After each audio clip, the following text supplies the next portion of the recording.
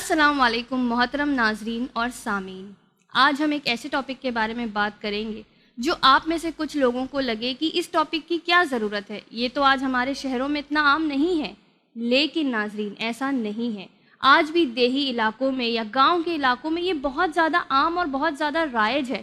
حتیٰ کہ شہروں میں بھی ہم نے اکثر سنا ہے لوگوں کو کہتے ہوئے کہ ہم پر جادو ہو گیا ہے۔ ہم بات کریں گے جادو کی حقیقت کے بارے میں۔ جادو کیا ہوتا ہے؟ کیا یہ کوئی میجک ٹرک ہوتی ہے جو ہم ٹی وی پہ دیکھتے ہیں یا شوز میں دیکھتے ہیں، یا پھر ہم دیکھتے ہیں جادو کہ ہم کو سنائی دیتا ہے ہم پہ جادو ہو گیا ہے یا کسی پر جادو ہو گیا ہے، یا آنکھوں کا دھوکہ ہے؟ ایسے بہت سارے سوال جو ہمارے دماغ میں اٹھتے ہیں، اور ہماری اس میں رہنمائی کریں گی تفسیر آپا۔ السلام علیکم۔ وعلیکم السلام ورحمۃ اللہ۔ آپ کا بہت بہت استقبال ہے ہمارے شو پر، اور بہت بہت شکریہ کہ آپ نے ایک ایسا سینسیٹیو ٹاپک چنا ہم سے بات کرنے کے لیے۔ جزاکم اللہ، انشاءاللہ مولا مددگار ہیں۔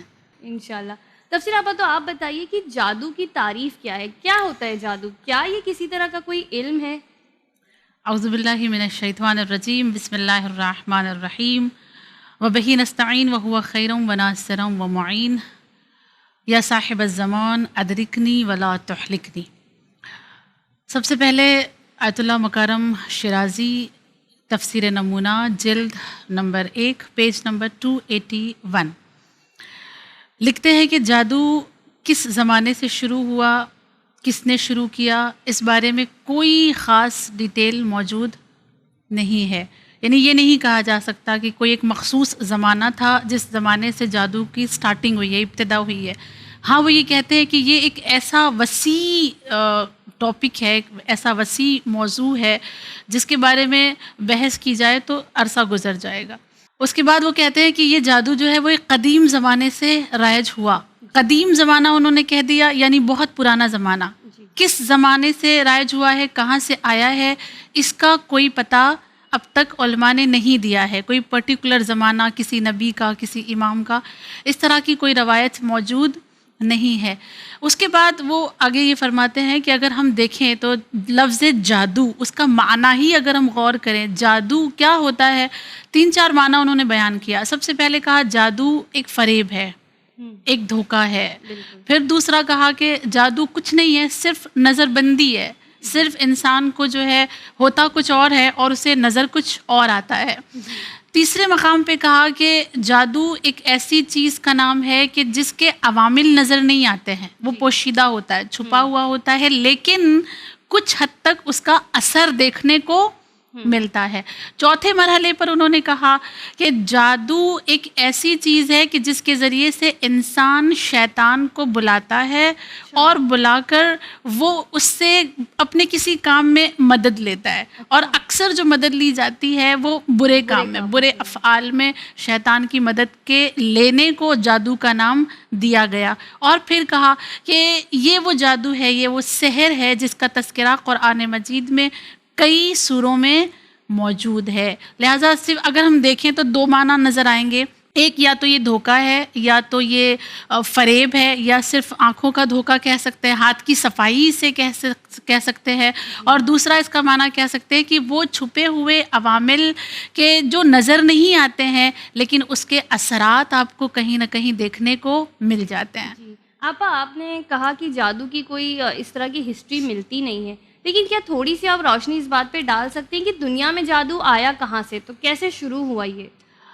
قرآن مجید سورہ بقرہ آیت نمبر 102، اگر ہم اس کی تفسیر جا کے پڑھیں گے تو ہمیں اس کی تفسیر میں اور اس آیت کی شان نزول میں اس چیز کا جواب ملتا ہے۔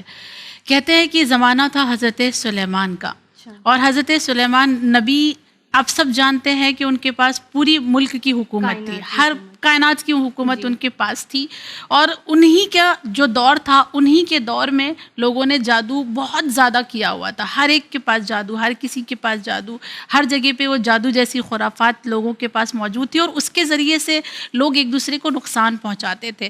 حضرت سلیمان نے جب یہ دیکھا کہ اس طرح سے یہ جادو سے لوگوں کو نقصان پہنچاتے ہیں، تو جادو کے صفحات جو تھے، جتنے اوراق تھے، جتنی بھی ڈیٹیل تھی، وہ سب کچھ انہوں نے لوگوں سے لے لی، اور لینے کے بعد اسے چھپا دیا۔ علماء کہتے ہیں نبی کا جادو کے اوراق کو لے لینا اس وجہ سے تھا کیونکہ اس کے اندر جادو کو باطل کرنے والی باتیں بھی موجود تھی۔ ممکن ہے حضرت سلیمان نے بھی اس لیے لے لیا ہو تاکہ انہیں آئندہ جادو کو باطل کرنے میں تھوڑی سی آسانی ہو، انہوں نے لے کے چھپا دیا تھا۔ اس کے بعد تاریخ یہ کہتی ہے کہ جس وقت حضرت سلیمان نبی دنیا سے گئے، ان کی آنکھیں بند ہوئی، ان کی رحلت ہوئی، تو پھر سے لوگوں نے وہ چھپے ہوئے اوراق باہر نکالے، اور ان اوراق کو باہر نکالنے کے بعد لوگوں نے پھر وہی کام شروع کیا جو پہلے کیا کرتے تھے۔ اور اب لوگوں نے کیا کہنا شروع کیا کہ حضرت سلیمان جو پوری کائنات پہ حکومت کر رہے تھے وہ اس جادو کی وجہ سے کر رہے تھے۔ اچھا، کیونکہ ان کے پاس جادو تھا اور یہ سارے ان کے پاس موجود تھے، انہوں نے سب چھپایا ہوا تھا، لہٰذا اب لوگ یہ کہہ رہے ہیں کہ کوئی نبی نہیں ہے، یہ کوئی نبی نہیں ہے، ان کے پاس صرف جادو تھا اور جادو کے ذریعے سے انہوں نے پوری حکومت حاصل کی تھی اور اپنے آپ کو اللہ کا نبی کہتے تھے۔ یہی وجہ ہے کہ نبی کریم صلی اللہ علیہ وآلہ وسلم نے اسلام کے ظہور کے بعد جب حضرت سلیمان کو ایک نبی کے ذریعے سے تعارف کروایا کہ وہ ایک نبی تھے، تو لوگ کہتے ہیں اچھا، کتنی حیرت کی بات ہے کہ آپ اللہ کے نبی ہو کر آپ کو یہ نہیں پتا ہے کہ وہ جادوگر تھے اور آپ جادوگر کو نبی کہتے ہیں۔ یعنی نبی سے بھی ڈائریکٹ اس طرح سے باتیں کی گئی حضرت سلیمان کے لیے۔ پھر قرآن کی آیت نمبر 102 نے بڑھ کر سہارا دیا ہمیں اور آپ کو، اور ان لوگوں کو جواب دیا جن لوگوں نے حضرت سلیمان کو جادوگر کہا تھا۔ قرآن کہتا ہے بسم اللہ الرحمن الرحیم وَاتَّبَعُوا مَا تَتْلُو الشَّيَاطِينُ عَلَىٰ مُلْكِ سُلَيْمَانَ وَمَا كَفَرَ سُلَيْمَانُ وَلَكِنَّ الشَّيَاطِينَ كَفَرُوا يُعَلِّمُونَ النَّاسَ السِّحْرَ۔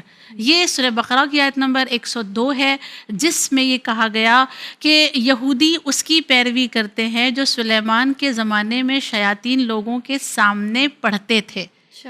یعنی جناب سلیمان کے لیے یہ کہا جا رہا ہے، یہودی کہہ رہے ہیں کہ یہ لوگ تو اس کی پیروی کر رہے ہیں، جادو کی پیروی کر رہے ہیں، شیطان ان کے سامنے وہ کتابیں پڑھتا تھا اور وہ اس کی پیروی کرتے تھے۔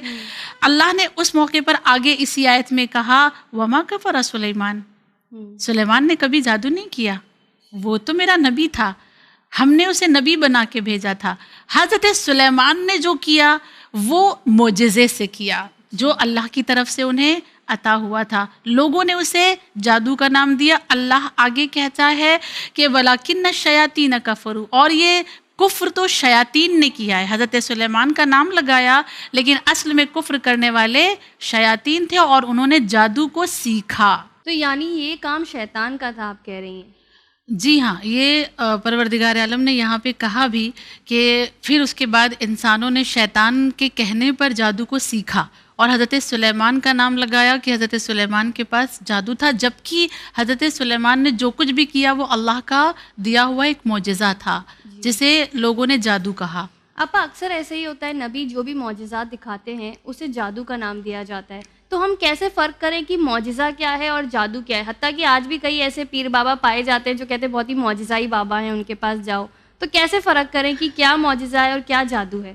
معجزے کو جادو سے کمپیئر کرنا ہی شاید غلط ہے۔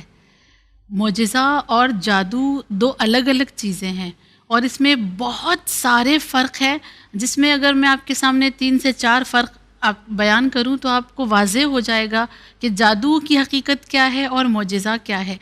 سب سے پہلا، جادو کسے کہتے ہیں؟ جادوگر کیا کرتا ہے؟ جادوگر مشق کرتا ہے، سیکھتا ہے، پریکٹس ہوتی ہے اس کے پاس، اور ایک پریکٹس کے بعد وہ کچھ ایک عمل کرنے پر تھوڑا اپنے اندر ہنر پیدا کر لیتا ہے کہ وہ کچھ کر سکتا ہے، ٹھیک ہے؟ جادو پریکٹس کا نام ہے اور پریکٹس کے بعد وہ کچھ کام کرتے ہیں، مگر معجزہ ایسا نہیں ہے۔ معجزے کے لیے کہیں جا کر سیکھنے کی ضرورت نہیں ہے، جادو سیکھنا پڑتا ہے، معجزہ اللہ کی طرف سے عطا ہوتا ہے، معجزہ سیکھنا نہیں پڑتا۔ جادو کے لیے پریکٹس چاہیے لیکن معجزے کے لیے کوئی پریکٹس کی ضرورت نہیں پڑتی ہے۔ معجزہ اسے کہتے ہیں ہر وہ کام جو اللہ کے حکم سے ائمہ معصومین یا انبیاء جو اللہ کی طرف سے بھیجے گئے ہیں وہ کرتے ہیں۔ مثال کے طور پہ ہمارے نبیوں نے جو معجزے دکھائے ہیں، لوگوں نے حضرت صالح سے کہا کہ پہاڑ سے اونٹنی آپ نکال کے دکھائیے، انہوں نے نکالا، یہ کیا تھا؟ یہ معجزہ تھا، اسے جادو نہیں کہہ سکتے۔ دوسرا اگر ہم دیکھیں حضرت مریم اپنے بیٹے کو لے کر آتی ہیں، اس کا تذکرہ سورہ مریم آیت نمبر 30 میں موجود ہے، قرآن کی باتیں ہیں. تو لوگوں نے تہمتیں لگائی اور کہا یہ بچہ کہاں سے آیا. تو خود گہوارے میں حضرت عیسیٰ کا بات کرنا یہ ایک معجزہ ہے. حضرت عیسیٰ نے بات کی اور یہ آیت سورہ مریم کی آیت نمبر 30 پڑھی کہ قال انی عبد اللہ، کہ میں اللہ کا بندہ ہوں. آتانی الکتاب، مجھ پر کتاب اتری ہے، اللہ نے مجھے کتاب عطا کی ہے. اور پھر کہا وجعلنی نبیہ، اور مجھے نبی بنایا گیا ہے. یہ معجزہ ہے. پھر حضور صلی اللہ علیہ وآلہ وسلم کی آپ دیکھ لیں معجزات، جب لوگوں نے ان پر انگلیاں اٹھائیں اور ان سے معجزات مانگے تو پھر ان کی رسالت کی گواہی کے لیے پتھر ہاتھ پر آتے تھے اور نبی کے قصیدے پڑھتے تھے اور ان کی رسالت کی گواہی دیتے تھے. یہ معجزہ ہے، اسے جادو نہیں کہا جا سکتا. ایک فرق. دوسرا فرق معجزے اور جادو میں کیا ہے کہ جادو جو ہے زمان اور مکان کا محتاج ہوتا ہے نا. اس کو کوئی ایک پرٹیکولر زمانہ ہونا چاہیے، وقت ہونا چاہیے، کوئی ایک پرٹیکولر پلیس ہونی چاہیے جہاں وہ جادو کر سکتا ہے، جہاں وہ جادو دکھا سکتا ہے. لیکن معجزہ جادو کے طرح نہیں ہے. جیسے وہ کہتے ہیں کہ بھائی اماوس کی رات ہو تو یہ ایسا ہوگا. ہاں بالکل بالکل، یہ ایک زمان اور مکان کی شرط ہے نا جادو میں. معجزے میں کسی چیز کی شرط نہیں ہے، زمان اور مکان کی شرط نہیں ہے. جب اللہ چاہے گا اللہ کے معصوم بندے معجزہ دکھا سکیں گے. محدودیت نہیں ہے معجزے میں، جیسے جادو میں کبھی بھی دکھایا جا سکتا ہے. تیسرا فرق جو ہے وہ یہ کہ جادو مادی چیزیں حاصل کرنے کے لیے کیا جاتا ہے. مثال کے طور پہ پیسہ حاصل کرنے کے لیے، مثال کے طور پہ کسی کے اندر برائی پیدا کرنے کے لیے، کسی انسان کو اپنا بنانے کے لیے جادو کا استعمال کیا جاتا ہے. لیکن معجزہ ایسا نہیں ہے. معجزہ انبیاء اور ائمہ اور اوصیاء نے جب اللہ کے حکم سے دکھایا ہے تو اس کا صرف ایک مقصد تھا کہ اللہ کی مخلوق اور معاشرے کی تربیت. دونوں برعکس چیزیں ہیں، دونوں ایک دوسرے کے مقابل میں ہیں. معجزہ معاشرے کی تربیت کے لیے ہوتا ہے، جادو مادیات کے حاصل کرنے کے لیے ہوتا ہے. یہی وجہ ہے کہ جادوگر جادو دکھانے کی اجرت لیتے ہیں. مگر نبیوں سے جب کہا گیا، سورہ شعراء اور اس طرح کی بہت ساری آیات جب انبیاء سے کہا گیا وَمَا أَسْأَلُكُمْ عَلَيْهِ مِنْ أَجْرٍ، کہ آپ نے اتنی محنتیں کی، تبلیغ کی، ہم کو مسلمان بنایا، ہمارے ایمان پر آپ کا احسان ہے، اجر دینا چاہتے ہیں. تو وہ کیا کہتے تھے؟ اجری الا علی رب العالمین، ہمارا اجر اللہ کے پاس ہے، تم کیوں اجر دو گے؟ کیونکہ ہم نے اللہ کے لیے کام کیا. چوتھی چیز جو بتائی گئی فرق ان دونوں میں وہ یہ کہ جادوگر کے مقابل میں دوسرے جادوگر کو لایا جا سکتا ہے نا. ایک جادوگر کھڑا ہے، وہ اپنا جادو دکھاتا ہے، دوسرے جادوگر کو لا کے کھڑا کرو، وہ اپنا جادو دکھائے گا. دونوں میں آپس میں ٹکراؤ ممکن ہے، لیکن معجزہ اس کے مقابل میں کوئی معجزہ نہیں دکھا سکتا.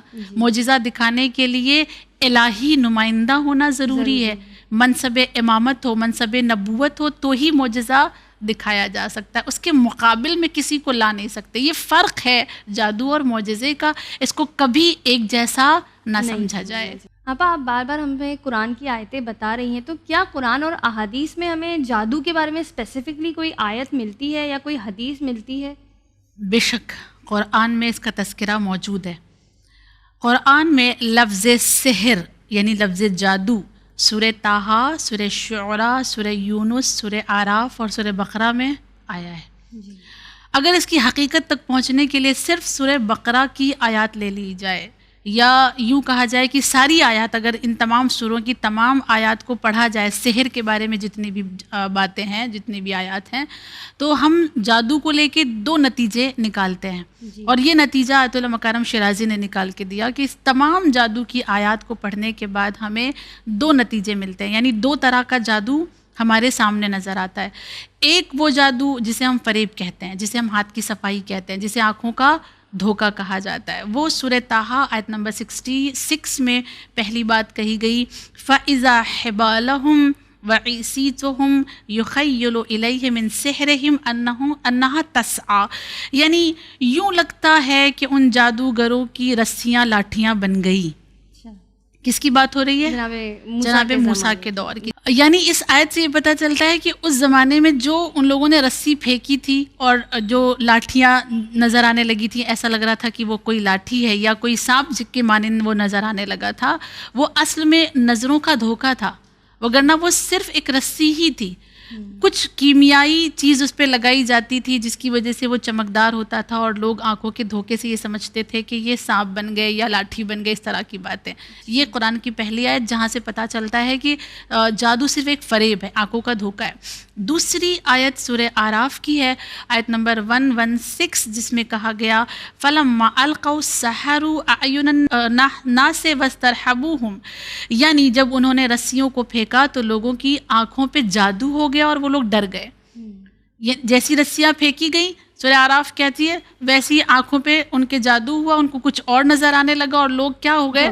ڈرنے لگے. یہ ایک جادو ہے، ٹھیک، جس کا معنی صرف دھوکہ ہے. دوسرے مقام پہ جادو کی جو دوسری ہم کو اور آپ کو تعریف ملتی ہے قرآن مجید میں ہی، وہ یہ کہ کچھ جادو ایسے بھی ہیں جن کا تذکرہ قرآن میں موجود ہے کہ اس کے ذریعے سے لوگ شوہر اور بیوی میں جدائی پیدا کرتے ہیں. اچھا، اس کے لیے بھی اگر ہم صرف سورہ بقرہ آیت نمبر 102 جو ایک طویل آیت ہے، اس آیت کی پوری تفسیر اگر ہم پڑھتے ہیں تو ہمیں پتہ چلتا ہے کہ اس طرح کا بھی جادو ہے جس کا تذکرہ قرآن میں موجود ہے. میں آیت آپ کے سامنے پڑھتی ہوں. فرمایا اللہ نے فَيَتَعَلَّمُونَ مِنْهُمَا مَا يُفَرِّقُونَ بِهِ بَيْنَ الْمَرْءِ وَالزَّوْجِ، یعنی وہ لوگ جادو سیکھتے تھے تاکہ مرد اور عورت کے درمیان اختلاف پیدا کرے، ان کو الگ کر دے. اور پھر اس کے بعد دوسرے مقام پر اسی آیت کا ایک حصہ اور ہے، اس میں کہا وَيَتَعَلَّمُونَ مَا يَضُرُّهُمْ وَلَا يَنفَعُهُمْ، یعنی وہ لوگ ایسی چیز سیکھ رہے ہیں، ایسی باتیں سیکھ رہے ہیں، جادو کو کہا جا رہا ہے کہ جو ان کے لیے صرف نقصان دہ ہے اور کوئی نفع ان کو پہنچانے والا نہیں ہے. یعنی صرف برائیاں کرنے کے لیے یہ علم سیکھا جا رہا ہے. مگر یہ کہا گیا کہ یہ جو سیکھتے ہیں اور سیکھنے کے بعد جو کرتے ہیں جادو، اس کا صرف کچھ حد تک اثر نظر آتا ہے، وگرنہ اس کو قبول کرنے کی اجازت نہیں دی گئی ہے، نہ سیکھنے کی اجازت دی گئی ہے، نہ سکھانے کی اجازت دی گئی ہے. ہاں، یہ جادو کی ایک قسم ہے کہ یہ موجود ہے جس کا استعمال کیا جاتا ہے دوسروں کو نقصان پہنچانے کے لیے، زن و شوہر میں جدائی پیدا کرنے کے لیے. قرآن کی آیات دلیل ہے اس بات پر کہ جادو کا وجود دنیا میں ہے. اب جیسے آپ نے بارہا کہا کہ شوہر اور بیوی میں جدائی کرنے کے لیے یا برے کام انجام دینے کے لیے جادو کیا جاتا ہے، تو کیا اچھا جادو، برا جادو، ایسا کچھ ہوتا ہے؟ جادو میں کوئی فرق ہے؟ کیونکہ کئی بار کہتے ہیں سفلی ہو گیا ہے یا کالا جادو ہو گیا ہے، جی، تو یہ کیا ہوتا ہے؟ اچھا برا جادو ہے اور اسے کون لوگ انجام دیتے ہیں؟ ٹھیک ہے، یہ آپ کا سوال بھی ایک خوبصورت سوال ہے اور زمانے کے ہر فرد کے اندر یہ سوال موجود ہے اپنے آپ میں.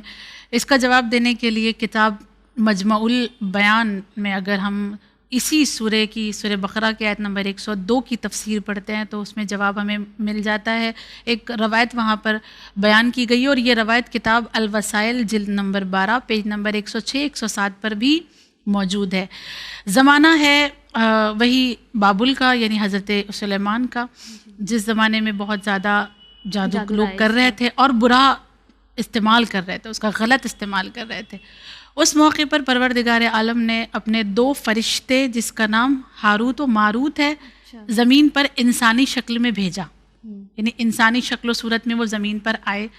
کام کیا تھا ان کا؟ زمین پر بھیج کر ان کو یہ کام دیا گیا کہ آپ جائیں اور لوگوں کو جادو سکھائیں. اچھا، اللہ نے فرشتے بھیجے جادو سکھانے کے لیے؟ جی، اس لیے سب سے پہلے ریفرنس دیا ہم نے کہ معتبر کتابوں میں یہ روایت موجود ہے.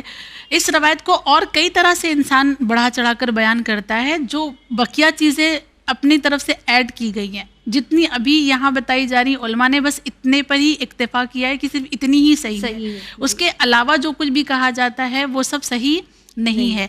اللہ نے بھیجا تھا اور بھیجنے کے بعد اچھا یہ مقصد بھی یہ تھا کیونکہ جادو بہت زیادہ رائج ہے، لوگوں کو ایک دوسرے کو نقصان پہنچایا جا رہا ہے. ان کو اس لیے بھیجا تھا تاکہ جادو کے باطل کرنے کا طریقہ سکھایا جائے. اب ظاہر سی بات ہے ایک چیز اگر ہمیں باطل کرنی ہے تو جس چیز کو باطل کرنا ہے اس کا جاننا بھی ضروری ہے نا. جی جی تو بالآخر وہ ہاروت و ماروت جو اللہ کے دو فرشتے تھے انسانی شکل میں آئے تھے وہ مجبور تھے کہ پہلے وہ جادو سکھائیں پھر اس کا باطل کرنے کا طریقہ سکھائیں, توڑ بتائے, جس کے ہم آسان لفظوں میں کہہ سکتے ہیں کہ توڑنا کیسے ہے جادو کو. صحیح ہے, تو اس کا توڑ انہوں نے سکھایا. بالآخر مجبوری کی حالت میں انہیں وہ بھی جادو سکھانا پڑا اور یہ بھی سکھانا پڑا. جب دونوں چیزیں انہوں نے سکھائی تو اس کے بعد یہ بھی کہا کہ خبردار اللہ نے منع کیا ہے کہ اس جادو کا استعمال کسی غلط طریقے کے لیے نہ کیا جائے. یہ جادو سکھایا آپ کو اس لیے جا رہا ہے تاکہ آپ کے لیے آسانیاں ہو جائیں اور یہ آپ کے لیے صرف ایک آزمائش ہے, یہ ایک آپ کے لیے امتحانات ہے. مگر جب سیکھ لیا, ظاہر سی بات ہے ایک ہنر آ گیا ہے, اب اسے کرنے لگے. لوگوں نے اس جادو کا غلط استعمال کیا اور جب غلط استعمال کیا تو بہت زیادہ برائیاں پھیلتی چلی گئیں. لوگ نہیں سمجھ رہے تھے. حد یہ ہے کہ اتنا اثر ہوا لوگوں پر جادو کا کہ لوگوں نے توریت کو چھوڑ دیا اور توریت کو چھوڑ کر صرف جادو پر انہوں نے اپنا فوکس کیا, کنسنٹریٹ کیا کہ اب یہی بس سب کچھ ہے جو ہے, کیونکہ اس سے سب کچھ حاصل ہو رہا ہے. اس کا کہیں نہ کہیں اثر ہوتا تھا. اس روایت سے یہ نتیجہ نکالا جا سکتا ہے کہ اگر اچھا جادو ہے تو صرف برا جادو ختم کرنے کے لیے, برا جادو ہے تبھی اچھے جادو کا وجود اللہ نے ان فرشتوں کے ذریعے سے دنیا میں بھیجا تھا. یعنی دونوں طرح کے ہیں. اب یہ کرتا کون ہے یہ آپ کا سوال تھا. جو سیکھے گا وہ کرے گا, لیکن یہ یاد رہے کہ اس کے سیکھنے کے بعد بھی کوئی انسان اللہ کی کسی مخلوق کو ارادہ الہی کے بغیر نقصان نہیں پہنچا سکتا. جی تو آپا جیسے کہ آپ خود ہی کہہ رہی ہیں کہ کسی انسان کے اوپر نہیں کر سکتا جادو جب تک اللہ کی مرضی شامل نہ ہو, لیکن ہم دیکھتے ہیں اکثر لوگ کہتے ہیں ہم پر جادو ہو گیا یا ان پر جادو ہو گیا, ان کی بہت اچھی زندگی تھی. تو کیا اللہ کی طاقت کے بیچ یہ شیطانی طاقت یا ایسے جادو کی طاقت آ سکتی ہے؟ دیکھیں, اگر اس سوال کی طرف ہم غور کریں تو ہم کو یہ جواب خود بخود معلوم ہونا چاہیے. ہمارے پاس یہ ہمارا ضمیر اور ہمارا توحید کا عقیدہ ہمیں یہ بتاتا ہے کہ اللہ کی قدرت کے آگے ساری قدرتیں کوئی بھی قادر نہیں ہے, بالکل قابل قدر نہیں ہے. کسی بھی قدرت کو, کسی بھی طاقت کو اللہ کی طاقت کے آگے ہم بہت چھوٹا ہیچ سمجھتے ہیں. کوئی بساتی نہیں ہے نا. ساری قدرت پلٹ کر جاتی کہاں ہے؟ اللہ کی قدرت تک. ٹھیک ہے, سب کچھ, سارا نظام, ساری حکومت جو ہے وہ اللہ کے پاس ہے. کوئی انسان جادو کے ذریعے سے اللہ کی آفرینش میں دخل نہیں کر سکتا, اللہ کی مخلوق کو نقصان نہیں پہنچا سکتا. ہاں اتنا کہا گیا, آیت اللہ مکارم شیرازی نے ہی کہا کہ یہ صرف ایک اثر ڈالتا ہے انسانی زندگی پر. مثال کے طور پہ اگر ہم چاقو سے ہاتھ کاٹے تو خون تو بہے گا نا. جی خون تو بہے گا, تو ہم اس کو کیا کہیں گے؟ ارادہ الہی کہیں گے. ظاہر اثرات جو آگ میں ہم ہاتھ ڈال دے تو جلے گا کہ نہیں جلے؟ آگ کا اثر کیا ہے؟ جلانا, تو وہ جلائے گی ہمیں.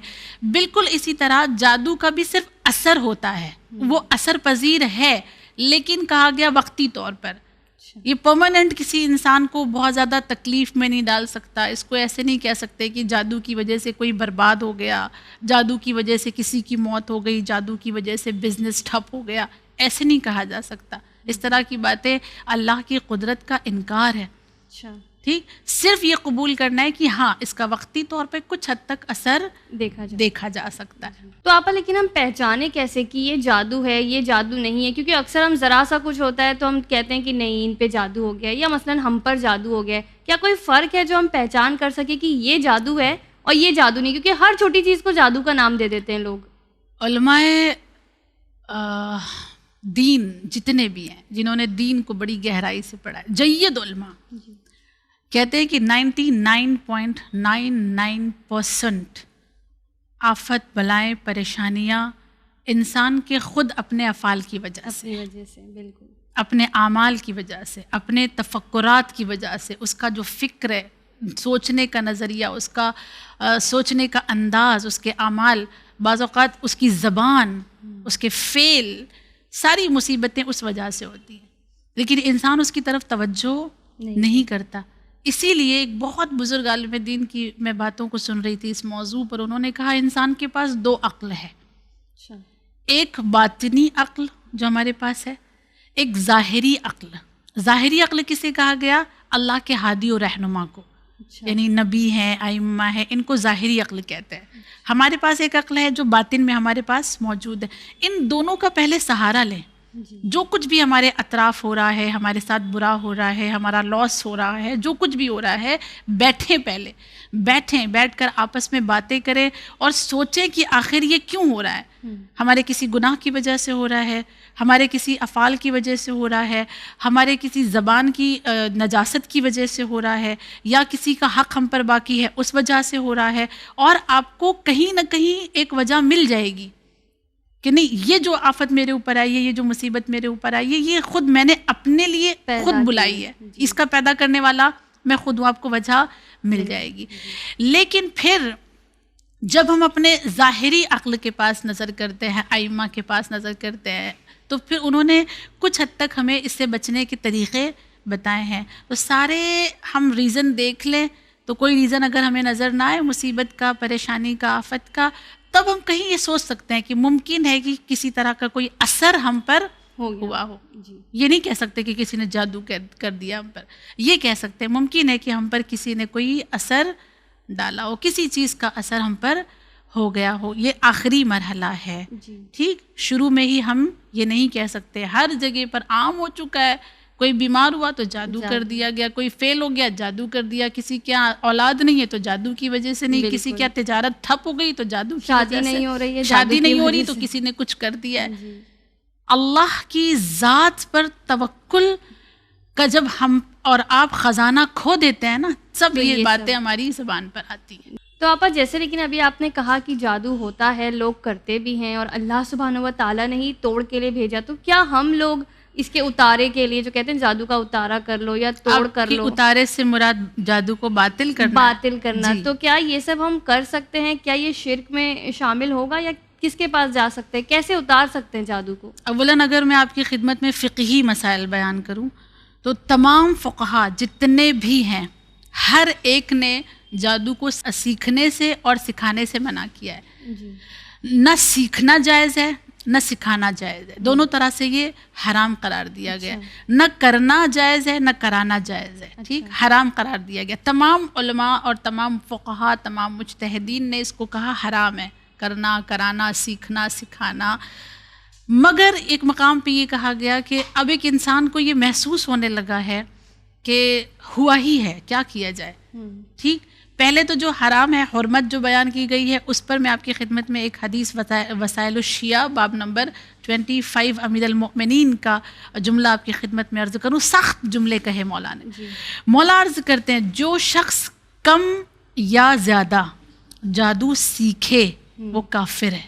اچھا، ایسے سخت جملے مولا کے، بالکل، کہ جو کم یا زیادہ تھوڑا بھی اگر سیکھتا ہے، مولا فرماتے ہیں وہ کافر ہے.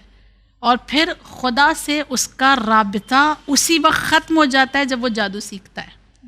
اس کا ربط اللہ سے، اللہ سبحانہ و تعالیٰ سے ختم ہو جاتا ہے. کیا اس میں ٹرکس بھی انوالوڈ ہیں، جو جادوئی ٹرکس دکھاتے ہیں، میجیشینز جو ہوتے ہیں؟ وہ ایک الگ مسئلہ ہے، وہ کسی کو نقصان نہیں دے رہے ہیں نا. اچھا، نقصان پہنچانے والا. ہاں، جو نقصان پہنچانے والا، جدائی ڈالنے والا، بزنس لاس کروانے والا جو ہوتا ہے نا، اس کی بات کر رہے ہیں مولا. وسائل الشیعہ کی روایت ہے. ہاں، اس کے بعد یہ ضرور کہا گیا ہے کہ لیکن اگر کوئی صحیح طریقے سے قرآن کا سہارا لے کر، احادیث و دعاؤں کا سہارا لے کر کسی کو محسوس ہو رہا ہے کہ اس پر کچھ ہوا ہے، اس کو باطل کرتا ہے تو یہ جائز ہے. اچھا، باطل کروانے کے لیے کہا گیا کہ آپ باطل سے کروا سکتے ہیں، مگر اس کے بھی دائرے ہیں. ایسا نہیں کہ کسی تانترک کے پاس چلے جائیں آپ. ہاں، وہ جو گنڈے باندھتے ہیں، دھاگے باندھتے ہیں، کسی تانترک کے پاس جا کے آپ نیمبو کٹوائیے، اس کی اجازت نہیں دی گئی ہے. کسی عظیم بزرگ عالم دین جو اس پہ مہارت حاصل کر چکے ہیں، جو حقیقتاً اس علم کو جانتے ہیں، ان کے پاس جا کر اگر آپ اسے باطل کرواتی ہیں کسی دعا کے ذریعے سے، قرآن کی آیات کے ذریعے سے، تو اس کی اجازت ہے. اور اس کے ریفرنس کے لیے ایک حدیث بھی موجود ہے. امام صادق علیہ الصلوۃ والسلام، وہی کتاب وسائل الشیعہ باب نمبر 25 میں مولا کے پاس ایک شخص آتا ہے اور آ کر کہتا ہے کہ مولا میں جادوگر ہوں. اور جادو کے ذریعے سے ہی میں پیسے کماتا ہوں، اور اسی پیسے سے میں اپنے گھر کو چلاتا ہوں، اور اسی پیسے سے میں نے حج بھی کیا ہے. جو جادو کر کے مجھے پیسے ملے ہیں اسی سے میں حج پر بھی گیا ہوں. اور اے مولا مگر اب مجھے اس سے توبہ کرنی ہے، مجھے یہ چھوڑنا ہے، میں یہ نہیں کرنا چاہتا، اب میرے لیے یہ مشکل ہے، سخت ہے، میں سمجھ گیا ہوں کہ یہ صحیح نہیں ہے. مولا نے اس کا جو جواب دیا وہ جواب ہمیں اس بات پر رہنمائی کرتا ہے کہ باطل کروانے کے لیے کچھ حد تک اعمال کیے جا سکتے ہیں. مولا عرض کرتے ہیں کہ جادو کی قلعی کھولنے کے لیے، قلعی یعنی اس کی حقیقت کو کھولنے کے لیے، یا ایک انسان جو جھوٹ پر جھوٹ بولے چلا جا رہا ہے، لوگوں کو دھوکے پہ دھوکہ دیا جا رہا ہے، اس کا چہرہ لوگوں کے سامنے لانے کے لیے جادو آپ کر تو نہیں سکتے، جادو کی گرہ باندھ تو نہیں سکتے، ٹھیک ہے، لیکن اگر گرہ کھولنا پڑے تو کھول سکتے ہو. مولا نے اس جادوگر سے کہا جادو کی گرہ کھولو مگر کبھی جادو کی گرہ باندھنا نہیں. یعنی اس کی اجازت موجود ہے کہ اگر آپ کو کسی نے، آپ کو لگتا ہے ایسا کہ آپ کے ساتھ کچھ ہو گیا ہے، تو آپ اس کو باطل کرنے کے لیے کسی بزرگ جید علماء کے پاس، یا وہ احادیث، وہ روایات جس میں اس کے باطل کرنے کی دعائیں تعلیم دی گئی ہیں، اسے آپ پڑھ سکتی ہیں، اس میں کوئی حرج نہیں ہے. اچھا، یہ تو آپ جادو کے بعد کی چیزیں ہو گئیں کہ بعد میں ہمیں کس طرح اتارا کروانا ہے، یا جو آپ کہہ رہی ہیں قلعی کھولنے کی باتیں، لیکن پہلے ہی ہم پر نہ ہو جادو تو اس سے ہم کیسے خود کی حفاظت کریں؟ اگر کوئی جانتا ہے مثلاً کہ اس کے فلاں دشمن ہے جو یہ کام کر سکتے ہیں، تو پہلے ہی ہم پر اس کا اثر نہ ہو تو اپنی حفاظت کیسے کریں جادو سے؟ بہت سارے اعمال بتائے گئے ہیں. میں آپ کی خدمت میں علماء نے جو ہمیں اور آپ کو ریکمنڈ کیا، آپ کو کہیں جانے کی ضرورت بھی نہیں ہے کسی کے پاس، ہمارے پاس پہلے سے علماء کے ریکمنڈ کیے ہوئے ادعیاء، دعائیں موجود ہیں، اذکار ہمارے پاس موجود ہیں، ہم وہ پڑھ سکتے ہیں. کسی بھی مقام پہ ہمیں جانے کی ضرورت نہیں ہے تاکہ اللہ کی ذات پر ہمارا جو توکل ہے وہ برقرار رہے. سب سے پہلا کام جو علماء کہتے ہیں وہ یہ کہ حتمی طور پر انسان کو چاہیے کہ اپنے گھر کو جادو اور جنوں سے محفوظ رکھنے کے لیے کم سے کم ہفتے میں ایک بار اپنے گھر میں سورہ بقرہ کی تلاوت کرے. اچھا، ٹھیک. دوسرا کہا گیا کہ جہاں کہیں بھی جائے، جس مقام پہ بھی جائے، کوئی نئی جگہ پر جائے تو سورہ معوذتین، سورہ فلق اور ناس کو وہ دہراتا رہے، پڑھتا رہے. تیسرا آیت اللہ مکارم شیرازی نے ہی بتایا کہ اپنے اوپر جادو کے اثر کو روکنے کے لیے، یا کوئی نہ کر سکے آپ کے اوپر، اس کے لیے آپ کو روزانہ 7 بار آیت الکرسی پڑھ لینا ہے. اگر کوئی انسان روزانہ 7 مرتبہ آیت الکرسی کی تلاوت کر لے تو دنیا کا کوئی بھی جادوگر اس پر جادو نہیں کر سکتا، اس پر جادو کا کوئی اثر نہیں ہوگا. اس کے بعد ایک بہت خوبصورت تعویذ بتائی گئی ہے جس کا نام ہے حرز ابو دجانہ. اگر آپ نے سنا ہو اس سے پہلے، اس کا نام حرز ابو دجانہ انصاری. یہ حرز رسول اللہ صلی اللہ علیہ وآلہ وسلم نے امیر المؤمنین کو ڈکٹیٹ کر کے لکھوائی ہے. اچھا، ہاں. اور یہ ابو دجانہ انصاری، اوکے، حرز ابو دجانہ انصاری. روایت کو پڑھنے سے پہلے ریفرنس دینا ضروری سمجھتی ہوں. المصباح اور بہار دونوں میں یہ روایت موجود ہے. بہار کی جلد نمبر 91 میں یہ موجود ہے، اور المصباح میں بھی یہ روایت موجود ہے. اس کے علاوہ اہل سنت کی بہت ساری کتابوں میں یہ روایت موجود ہے. ابو دجانہ جو نبی کے ایک صحابی ہیں، آیت اللہ فاطمی کہتے ہیں کہ حرز ابو دجانہ، آپ دیکھیں، اسے سرچ کریں، اس کا پورا آپ کو ڈیٹیل موجود ہے، مل جائے گا. کہتے ہیں آیت اللہ فاطمی کہ اس حرز کے اثر کو اور زیادہ بڑھانے کے لیے اپنے گھروں میں اس حرز کو سورہ دخان کے ساتھ لگایا جائے. اگر کوئی سورہ دخان کے ساتھ اس حرز کو اپنے گھر کی کسی دیوار پر لگاتا ہے تو اس کا اثر اور زیادہ ہو جاتا ہے، اور کبھی اس کے گھر پہ کسی طرح کے جادو کا کوئی اثر نہیں ہوتا. آیت اللہ بہجت، 5 چیزیں بتائی انہوں نے انسان کے اوپر جادو کا اثر نہ ہو، اس کے لیے 5 چیزیں بتائی. سب سے پہلا وہ کہتے ہیں کہ ہر انسان کو چاہیے کہ وہ اپنے ساتھ ایک چھوٹا سا پاکٹ قرآن جو ہوتا ہے وہ اپنے ساتھ رکھے، کبھی وہ قرآن کے بغیر نہ رہے. پہلا کام. دوسرا کام وہ کہتے ہیں ہر وقت جب بھی اسے یاد آ جائے وہ سورہ معوذتین کی تلاوت کرے.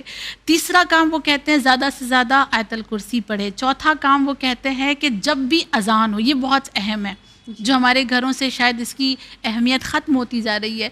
فرماتے ہیں کہ جب بھی اذان ہو تو اذان کے جملوں کو اپنے گھر میں بآواز بلند دہرائیں. اچھا. جیسے جیسے مؤذن اذان دیتا رہے اس کو دہراتے رہیں اور آوازیں بلند دہرائیں تاکہ گھر کے ہر کونے میں اذان کی صدا پہنچے. اور پانچواں اور آخری انہوں نے کہا کہ ہر دن سورہ جتنی بھی سورہ ہیں ان میں سے کوئی بھی سورہ آپ لے لیں اور 50 آیتوں کی تلاوت کریں صبح کی نماز کے بعد, اور یہ تلاوت بھی بآواز بلند ہونی چاہیے. اگر بآواز بلند یہ سورہ کوئی بھی سورہ یا 50 آیتیں قرآن کی پڑھی جاتی ہے کسی گھر میں صبح کے وقت, تو پھر کبھی اس کے گھر میں کسی طرح کے شیاطین اور جن کا کوئی بھی کام نہیں ہوتا ہے. تو لیکن اب اگر کسی نے ساری زندگی جادو کیا ہو, اس طرح سے لوگوں کے گھر توڑوائے ہوں, اس کے لیے کیا سزا ہے ایسے جادوگر کے لیے؟ صرف ایک حدیث کافی ہوگی ہمارے خیال سے. آیت اللہ دستغیب شیرازی کتاب گناہان کبیرہ میں لکھتے ہیں, فرمایا کہ حدیث کے جملے ہیں کہ ہر انسان کے لیے معافی کے دروازے کھلے ہیں. ہر انسان کی توبہ کے لیے اللہ نے اپنے دروازے کو کھول کے رکھا ہے. 2 ایسے انسان ہیں جس کی توبہ قبول نہیں کی جائے گی اور اس کے لیے توبہ کے تمام تر دروازے بند کیے جائیں گے, یعنی کھلیں گے نہیں, دروازے ان کے لیے نہیں کھلیں گے. 2 ایسے لوگ ہیں. پہلا بڑا سخت ہے, بہت سخت ہے, ممکن ہے کہ کہیں نہ کہیں اس زمرے میں اس فہرست میں ہم اور آپ بھی ہوں. پہلا کہا کہ وہ لوگ جو رشتہ داروں سے قطع رحمی کرتے ہیں, اپنے رشتے کو توڑ دیتے ہیں. رشتہ داروں سے رشتہ توڑنے والوں کا کوئی ٹھکانہ نہیں ہے, اللہ توبہ قبول نہیں کرتا. دوسرا وہ لوگ جو جادو کرتے ہیں یا کرواتے ہیں, ان لوگوں کی توبہ کبھی اللہ قبول نہیں کرے گا. اس سے بڑی سزا اور کیا ہو سکتی ہے کہ خدا توبہ بھی قبول نہیں کرتا, توبہ کے دروازے بھی اس کے لیے بند ہو جاتے ہیں. یعنی یہ دونوں جاتے ہیں حقوق الناس تک, جب تک شاید وہ شخص نہ معاف کرے وہ اللہ سبحانہ و تعالی. حق اللہ پھر بھی کہیں نہ کہیں معاف ہوگا. حق الناس میں جب تک وہ خود انسان معاف نہیں کرتا, انسان کی معافی ممکن نہیں ہے. اچھا, بہت بہت شکریہ آپا, اور مجھے امید ہے کہ آپ کے جو سارے جواب ہیں ہمارے ناظرین کو ضرور استفادہ کریں گے, اور جو بھی اگر کوئی غلط فہمیوں میں بھی مبتلا ہے تو وہ ان غلط فہمیوں سے آج ان کو نجات مل گئی ہوگی کہ کیا جادو ہے کیا نہیں ہے. تو ناظرین, مجھے امید ہے کہ آپ لوگوں کو اگر کوئی ڈاؤٹ تھے کہ ہم پر جادو ہوا ہے یا نہیں تو وہ آپا کے جوابوں سے کلیئر ہو گئے ہوں گے. ساتھ ہی ساتھ آپا نے ہمیں جو توڑ بتائے ہیں یا جو دعائیں بتائی ہیں کہ یہ کرنے سے آپ محفوظ رہیں گے, تو مجھے امید ہے کہ آپ اسے ضرور اپنے زندگی میں اسے اپلائی کریں گے اور انشاءاللہ اس جیسی بری چیز سے محفوظ رہیں گے. خصوصاً وہ لوگ جو ان چیزوں میں انوالو ہیں اور مجھے سن رہے ہیں, وہ یاد رکھیں کہ یہ گناہ کبیرہ ہے اور خود کو اس سے دور رکھیں. مجھے دیجیے اجازت. شکریہ. خدا حافظ.